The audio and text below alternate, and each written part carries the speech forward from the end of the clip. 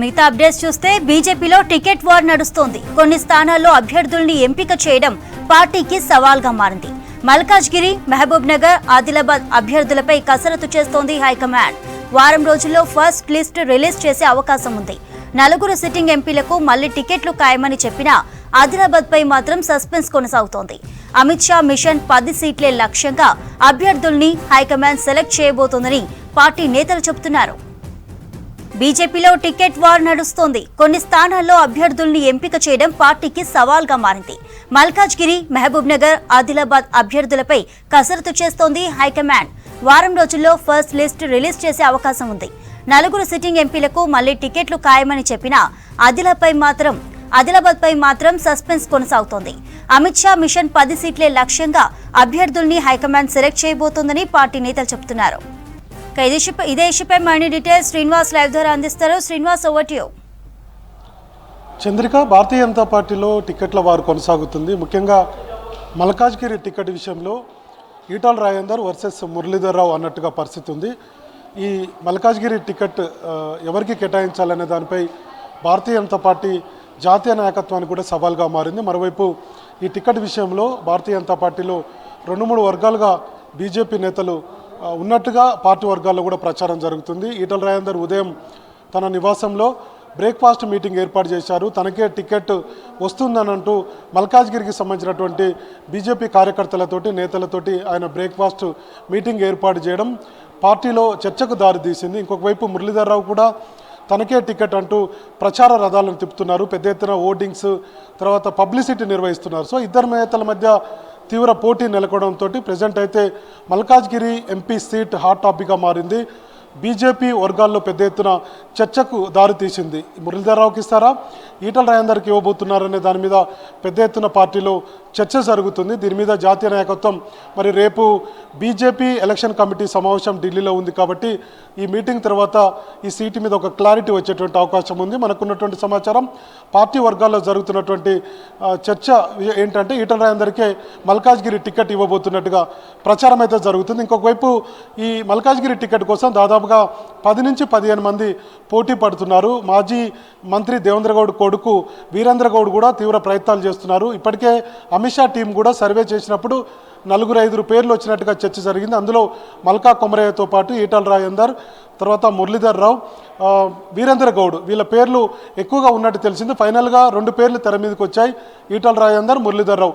So ఇందులో ఇద్దరిలో ఎవరికో ఒకరికి టికెట్ రాబోతున్నట్టుగా పార్టీలో అయితే చర్చ జరుగుతుంది. ఈ టికెట్ ఇట్లా ఉంటే మరోవైపు జహీరాబాద్ అంశం కూడా చర్చకు దారితీస్తుంది. అక్కడ సినీ నిర్మాత దిల్ రాజుకు టికెట్ ఇవ్వబోతున్నట్టుగా ప్రచారం జరుగుతుంది. కానీ జహీరాబాద్లో ఉన్నటువంటి స్థానిక నేతలు అభ్యంతరం చెప్తున్నట్టుగా తెలిసింది. తమకే టికెట్ ఇవ్వాలని చెప్పి ఒక 5 నుంచి 6 పార్టీ మీద ఒత్తిడి చేస్తున్నారు. ఇక ఆదిలాబాద్ ఎంపీ విషయానికి వస్తే ఆదిలాబాద్ సిట్టింగ్ ఎంపీ సోయం బాబురావు ఇప్పటికే ఎంపీగా ఉన్నారు.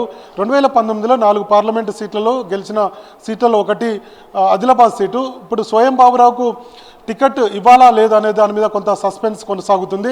4వ తారీఖున మార్చి 4న ప్రధానమంత్రి నరేంద్ర మోడీ కూడా ఆదిలాబాద్కు రాబోతున్నారు. ఇట్లాంటి సమయంలో టికెట్ ఎవరికి కేటాయించబోతున్నారు అనేది కూడా కొంత ఆసక్తి నెలకొన్నది. అయితే ఉమ్మడి ఆదిలాబాద్ జిల్లాలో బీజేపీ ఎమ్మెల్యేలు మాత్రం తమను సంప్రదించినాకే టికెట్ ఇవ్వాలి ఎవరికైనా అనేది భారతీయ జనతా పార్టీ రాష్ట్ర నాయకత్వానికి కూడా చెప్పినట్టు తెలిసింది. కిషన్ రెడ్డిని కలిసి ఈ విషయాన్ని కూడా ప్రస్తావించినట్టు తెలిసింది. కాబట్టి ఎమ్మెల్యేలను సంప్రదించకుండా టికెట్ ఇవ్వకండి అనేటువంటి విషయాలను కూడా ఇప్పటికే జాతీయ నాయకత్వాన్ని కూడా ఒక సూచన చేసినట్టుగా తెలిసింది. కాబట్టి బీజేపీ సంబంధించినటువంటి ఆదిలాబాద్ ఉమ్మడి జిల్లాకు సంబంధించినటువంటి ఎమ్మెల్యేల సలహాలు సూచనలు తీసుకొని టికెట్ ఖరారు చేసేటువంటి అవకాశం ఉంది. అయితే ఎమ్మెల్యేలు ఆదిలాబాద్ ఎంపీ సోయం బాబురావుకు మద్దతు ఇస్తారా లేదంటే మరొక నాయకుడికి మద్దతు ఇస్తారా అనేది చూడాలి. ఇది కూడా సస్పెన్స్ కొనసాగుతుంది. మొత్తానికి బీజేపీ ఎంపీ టికెట్ల విషయంలో గతంలో ఎప్పుడు లేనంతగా పోటీ నెలకొన్నది, పార్టీలో చర్చకు దారితీస్తుంది. ఇంకొక వైపు నేతల మధ్య గ్యాప్ కూడా బీజేపీ టికెట్ల విషయం గ్యాప్ నెలకొన్నటువంటి పరిస్థితి ఉంది.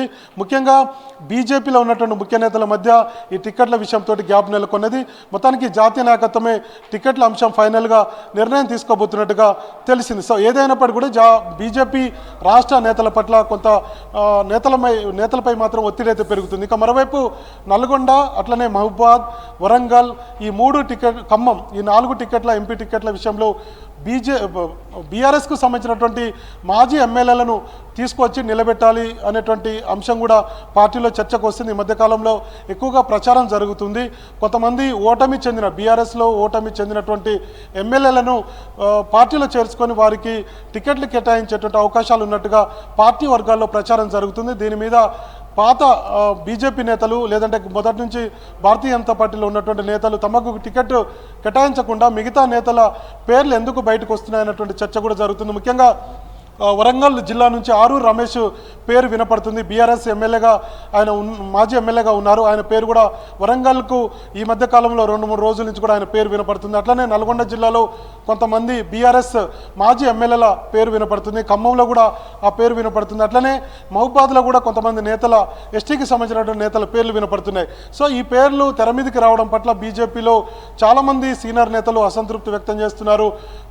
ఓడిపోయినటువంటి ఎమ్మెల్యేలను మరోసారి తెర మీదకి తీసుకొచ్చి టికెట్ ఇచ్చే ఆలోచన కరెక్ట్ కాదు. ఇది అవసరమైతే జాతీయ నాయకత్వం దృష్టికి తీసుకువెళ్తామని చెప్తున్నారు. సో మొత్తానికి బీజేపీలో టికెట్ల ఒక పంచాయతీ నడుస్తుంది, ఒక లొల్లి నడుస్తుంది, ఒక వార్ అయితే కొనసాగుతుంది. ముఖ్యంగా ఇందాక మనం చెప్పినట్టుగా మల్కాజ్గిరి టికెట్ హాట్ కేక్లా ఉంది. సో ఎవరికి టికెట్ ఇస్తారనేది పెద్ద ఎత్తున చర్చకు దారితీస్తుంది. బీజేపీ ముఖ్య నేతలు, సీనియర్ నేతలు, రాష్ట్రంలో క్రియాశీలకంగా వ్యవహరించినటువంటి నేతల మధ్య ఇది గ్యాప్ను పెంచే అవకాశాలు అయితే కనపడుతున్నాయి. చూడాలి మరి ఫైనల్గా అమిత్ షా, తర్వాత జేపీ నడ్డా, ప్రధానమంత్రి నరేంద్ర మోడీ వీళ్ళందరూ కూడా రేపు ఎన్నికల కమిటీ సమావేశంలో పాల్గొనబోతున్నారు. కాబట్టి ఈ మల్కాజ్గిరి టికెట్ విషయంలో ఎట్లా ఎవరికి టికెట్ ఇవ్వబోతున్నారు అనేది కొంత చర్చకైతే దారితీస్తుంది. ఇక మరోవైపు ప్రధానమంత్రి నరేంద్ర మోడీ 4-5 తేదీల్లో రాష్ట్రానికి రాబోతున్నారు.